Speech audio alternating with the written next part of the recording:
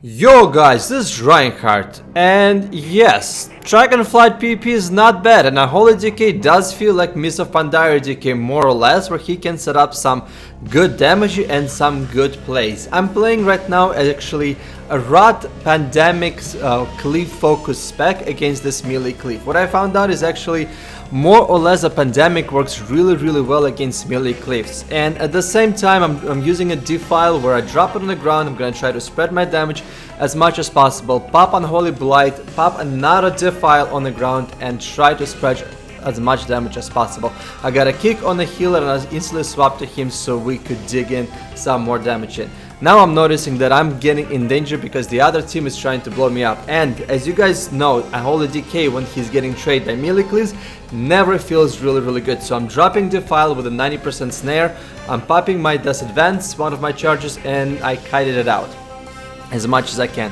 And here I'm gonna be trying to work for a good setup to actually kill and drop them down really well. So the thing about Unholy Decay's AoE, you can dish out a lot of AoE, but you need to make sure you're sticking to a healer because they can out-heal your AoE, and that feels really unrewarding. So I drop the Defile here, one charge, spread some AoE damage, and here I'm blinding them, popping my Unholy Blight and Defile at the same time, and here I popped my Dark Transformation, and I'm going ham on the enemy healer. And if you look at the other two targets, they are very dangerous low. That is the power of Unholy Decay when it comes to setting up a very good AoE cleave. So in this one we're playing Rank Solo Shuffle. Mage is the weakest link, his defenses are absolutely horrendous. So at the same time, while we're DPSing on a warrior because Mage is hiding in the back, I drag them both, put them into a blind, Pali instantly bubbled, and I'm trying to kite the warrior because I'm seeing warrior trying to go more or less ham onto me.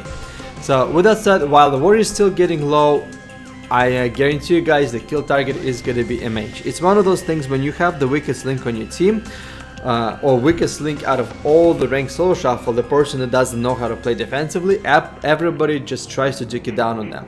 And by the way, that's not a World of Warcraft specific behavior, that's a human behavior, because people behave themselves just like the same way in Star Wars The Old Republic. So I got very good knockback by a mage, and mage also gonna eat the freezing trap over here. So I'm gonna put some snare on a warrior, I'm gonna try to essentially get the warrior off my hunter, and my hunter pretty much kills the shit out of the mage. Hunters counter the mages. That's why I think PhD is actually one of the really good comps, because it encompasses everything. DKs do a lot of damage, but our defenses are not the greatest. Hunters' defenses are also not the greatest, but each of those classes, if you let them free cast, they will do a lot of damage. And Hunter has a lot of CC, so it synergizes with the DK really well, this expansion. And this one is the last match, and I'm trying to get for my fourth win. I lost against the mage, my warrior didn't press defenses on time, and he died really fast. Looking back, I should have actually gave him the AMS as well. But with that case, I'm playing with the mage, and I know it's a do or die scenario because mage is gonna be a kill target against the hunter and the warrior. So I'm popping all my offensive cooldowns onto the warrior, and I'm going to try to make the warrior kill target. Paladin instantly puts a Blessing of Protection in him, so I grip the Paladin into the blind and I'm gripping the warrior back.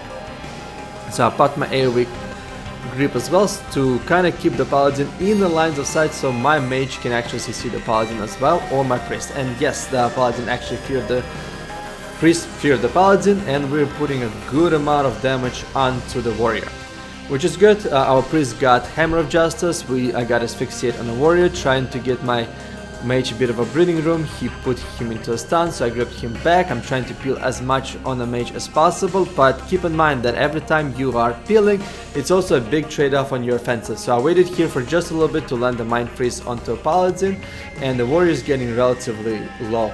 Now I'm out of CCs, I need some kind of interrupt or something on a Paladin. So priest here, life swap, I'm gripping warrior out, I'm popping my Dark Transformation, and we're just trying to kill the warrior in the last seconds. While we're stripped of our defensives, so does the enemy team, and my blind is coming up I'm coming over here, I'm blinding the paladin, we're still digging more damage into the warrior. I don't even have time to put some dots into him because I'm just death coiling and scourge striking as much as possible with my apocalypse. And the warrior goes down. Guys, thank you so much for watching. I missed this. I missed some good old gaming, some fucking people up. But guys, keep in mind, I have a confession to make. I also recently fell in love with Baldur's Gate 3. While trying to come back to WoW and got my Rust off, Baldur's Gate 3 came out. I pre-purchased that game like 2-3 years ago, and when I tried it, goddamn, that game is fun as hell. And with my experience, I do finish Divinity Original Sin 1 and 2 on Tacticians, and I finished Baldur's Gate 3 on Tactician. So I'm gonna be making some content for BG3 as well. And some self-improvement videos too.